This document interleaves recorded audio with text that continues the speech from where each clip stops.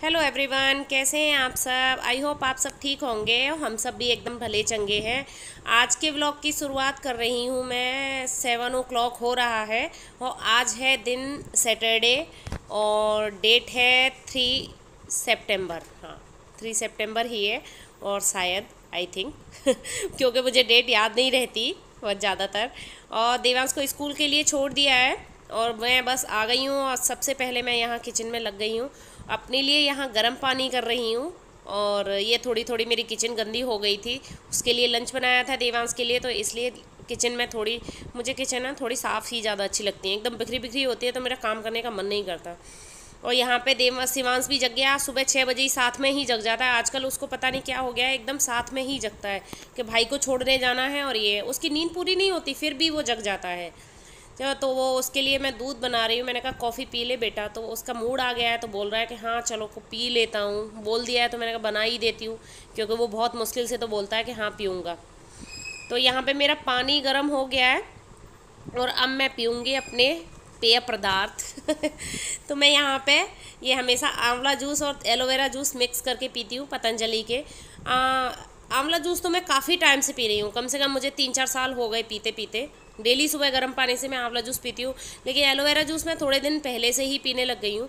आंवला जूस अच्छा रहता है बालों के लिए, आँखों के लिए, स्किन के लिए। मेरे स्किन में थोड़ी सी प्रॉब्लम हो गई थी पहले, तो मुझे लगता है कि शायद इसको पीने से मुझे ठीक हुई है। तो यहाँ पे मतलब मैं अब इसके लिए दूध बनाने की तैयारी कर रही हूँ। यहाँ दूध बनाऊँगी इसके लिए। ये आ गए अब भाई साहब और अब बोल रहे हैं कि जल्दी बनाओ मेरी कॉफ़ी। और ये इसको ये चीज़ होती है, ये बॉर्नवीटा या कुछ भी होता है, पहले इसको खाना होता है, उसके बाद दूध में मिक्स करो। दूध में मिक्स करने के बाद इनको अच्छा नहीं लगता बच्चों को, और ये खाली खाने में इनको बड़ा अच्छा लगता है।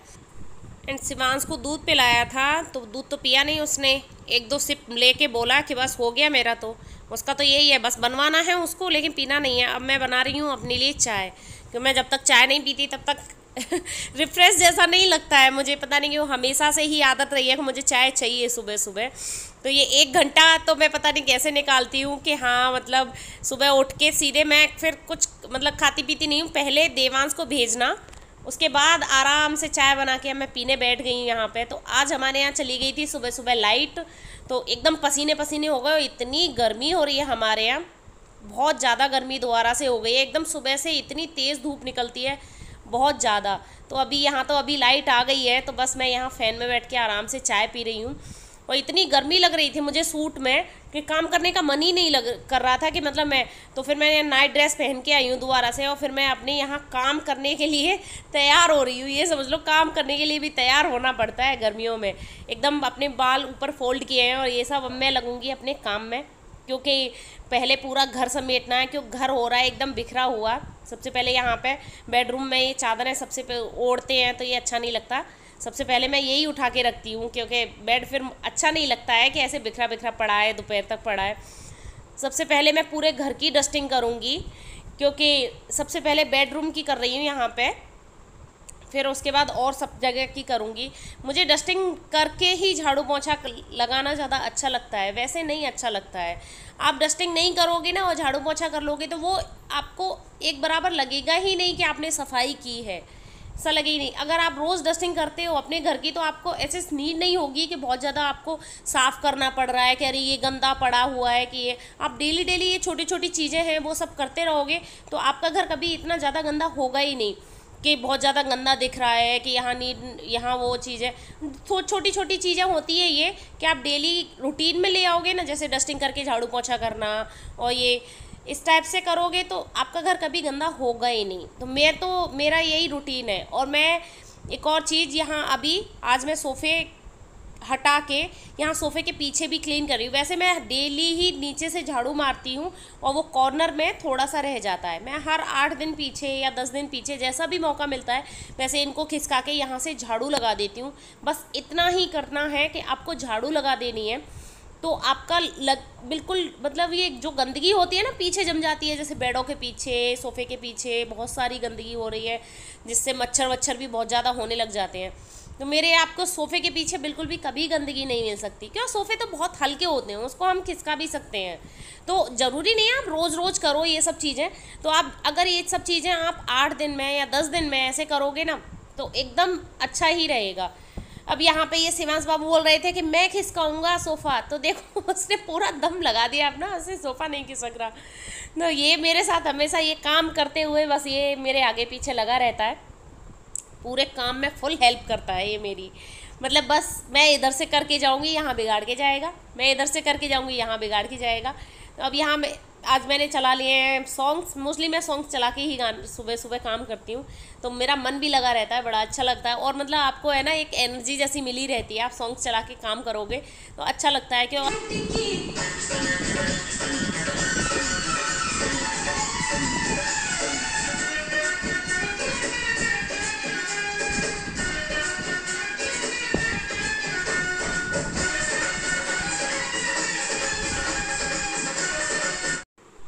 वहाँ शिवांश का डांस चल रहा है और मैं आ गई हूँ अब यहाँ किचन में। अपनी मैंने पूरी डस्टिंग हॉल की, दोनों रूम की वगैरह कर दी है। अब मैं यहाँ किचन समेटूंगी, उसके बाद फिर झाड़ू पोछा करूँगी। तो ये जो ऐसे काम होते हैं ना कि जो झाड़ू पोछा से पहले करने वाले हैं वो मैं मोस्टली झाड़ू पोछा से पहले ही कर लेती हूँ। जैसे कि अब ये कल गेहूँ पिसा के लाए थे तो आटा भरना था मुझे डब्बों में, तो मैं ये अभी भर दूँगी, क्योंकि आप झाड़ू पोछा करने के बाद ये सब काम करोगे ना तो घर दोबारा ही ऐसा गंदा हो जाता है। तो कल से मैंने रखा रहने दिया था, मैंने कहा कल से रखा है।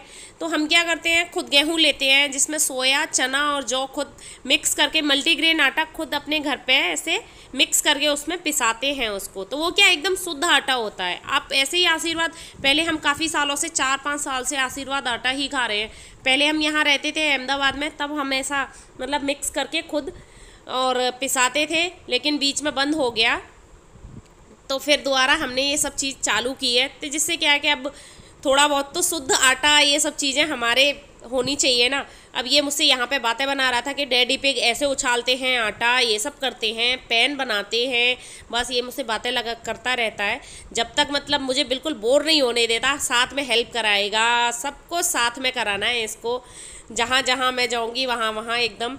अब ये आटा वाटा भर के, ये आटे का जो मतलब जिसमें पिसा के लाते हैं उसको मैं धो दे रही हूँ, क्योंकि उसको ऐसे ही रख दो तो उसमें कीड़े लग जाते हैं। यहाँ पे गुजरात में बहुत जल्दी कीड़े लगते हैं किसी भी चीज़ में। और देखो थोड़ा बहुत आटा रह गया था तो बस ये देख हो गया सफाई। ये ऐसे काम करता है पूरा। तो अब ये मैं साइड में कर रही हूँ आटे को, नहीं तो ये पूरा मतलब ऊपर से नीचे तक आटे का हो जाएगा। अब यहाँ मैं किचन में आ गई हूँ पूरा। फिर ये अब मैं किचन की पूरी क्लीनिंग करूँगी, क्लीनिंग करके ही मैं नहाने जाती हूँ, मतलब झाड़ू पोछा करके तब, क्योंकि मैं जब लंच बनाने आऊँ तो एकदम मुझे क्लीन चाहिए। और ज़्यादा गंदा पड़ा रहता है ना तो मुझे पता नहीं क्यों एक अच्छा नहीं लगता है, काम करने में मज़ा नहीं आता मेरा किचन गंदा रहता है।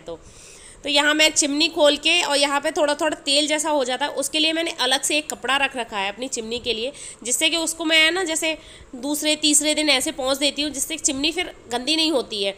और इस कपड़े को फिर ज़्यादा गंदा हो जाता है तो उसको फेंक देती हूँ। जो ख़राब वेस्ट कपड़े होते हैं, काफ़ी निकलते हैं अपने घर में, तो उसके एक साइड में रखो, क्योंकि तेल के कपड़े धोना बहुत मुश्किल हो जाता है। तो यहाँ मैं पूरे अपने किचन की एकदम क्लीनिंग कर लूँगी, मतलब जितने भी बर्तन वर्तन थे वो सब सुबह के हो जाते हैं, नाश्ता बनाने के, चाय वाय के बहुत सारे बर्तन हो जाते हैं, दूध वूध के, एकदम क्लीन कर लिया अब मैंने अपना किचन। अब हो रही है मेरी झाड़ू, यहाँ पूरे में झाड़ू लगा के फिर पोंछा लगाना है, झाड़ू लगा के थोड़ी सी और भी मतलब सफाई। तो आप घर की जितनी सफाई कम करो उतना होता है, मतलब जितनी सफाई आप करोगे उतना कम पड़ जाएगी। लेकिन ऐसी छोटी छोटी चीज़ें होती है ना, उनको आप डेली करते रहोगे तो आपको एचएस नीड नहीं होगी बहुत ज़्यादा डीप क्लीनिंग की। बहुत से लोग क्या करते हैं कि रोज़ तो करेंगे नहीं, लेकिन 8 दिन 10 दिन जैसे करेंगे कि बहुत ज़्यादा गंदा हो गया तब एकदम क्लीनिंग, बहुत ज़्यादा डीप क्लीनिंग, तो फिर क्या एकदम भार जैसा हो जाता है कि अरे हमें सफाई करनी है, हमें ये करना है, हमें ये साफ़ करना है।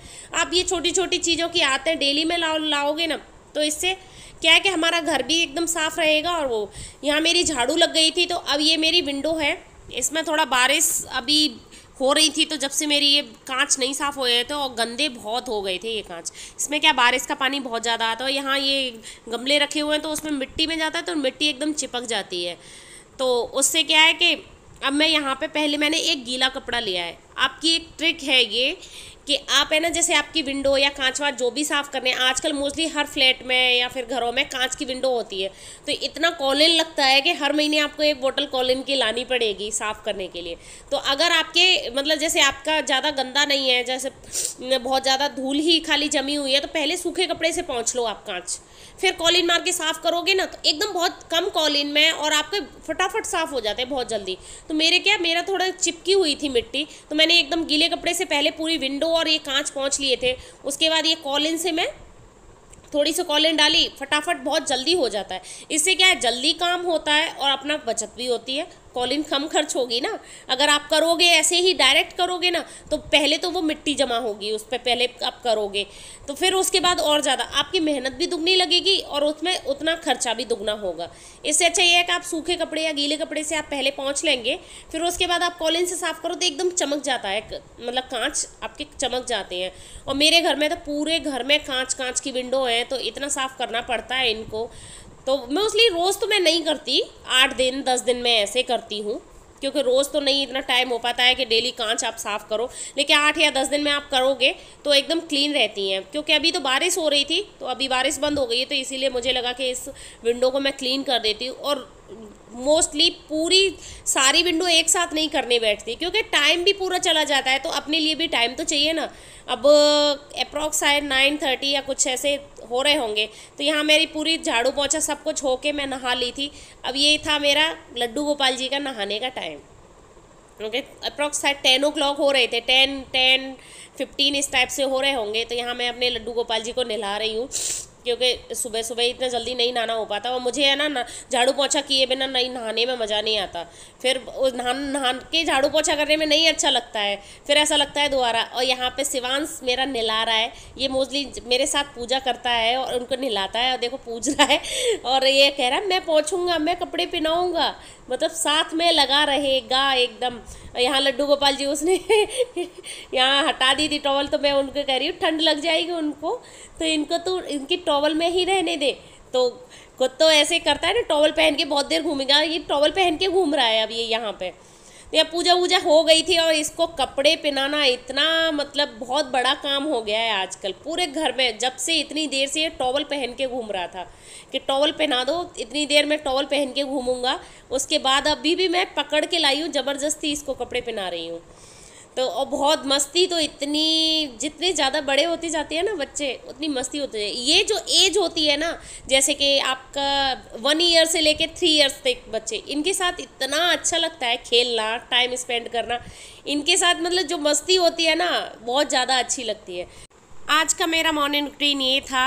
तो अब इसको तैयार करके नाश्ता वास्ता कराना है और मुझे खुद भी नाश्ता करना है। तो आज के ब्लॉग को बस फिनिश मैं यहीं कर रही हूँ। तो मिलती हूँ आपके एक नए ब्लॉग में। अगर आप मेरे चैनल पर नए हैं तो सब्सक्राइब किए हुए बिना नहीं जाना। अगर ब्लॉग थोड़ा बहुत भी पसंद आया हो तो प्लीज़ लाइक ज़रूर करना और कमेंट करके मुझे ज़रूर बताना कि आपको मेरा ब्लॉग कैसा लगा। तो मिलती हूँ आपके नए ब्लॉग में, तब तक के लिए bye, Radhe Radhe, take care.